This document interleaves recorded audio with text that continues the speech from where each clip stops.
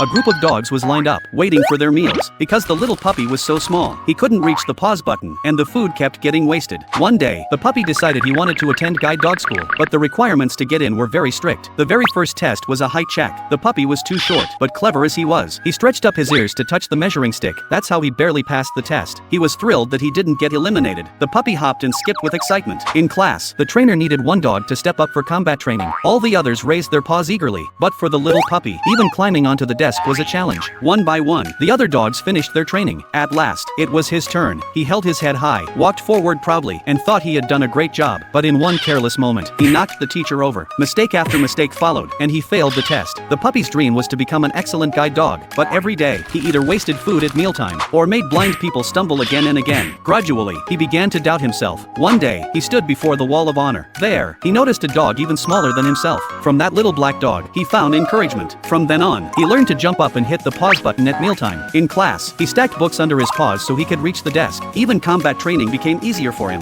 Finally, the day of the graduation exam arrived. This test would decide whether he could graduate. Facing the high-stakes exam and the strict instructor, the puppy grew very nervous. He stumbled on an obstacle and accidentally knocked the instructor hard to the ground. The furious instructor kicked him out, heartbroken at being expelled. The puppy wandered off. Just then, he saw a real blind woman nearby. Construction vehicles blocked her path. The puppy rushed toward the gate, squeezed his tiny body through the fence, and bit onto the woman's bag to guide her to safety. Suddenly, applause broke out. It turned out this was part of the exam. The puppy had finally won the school's approval. He became a real guide dog at last.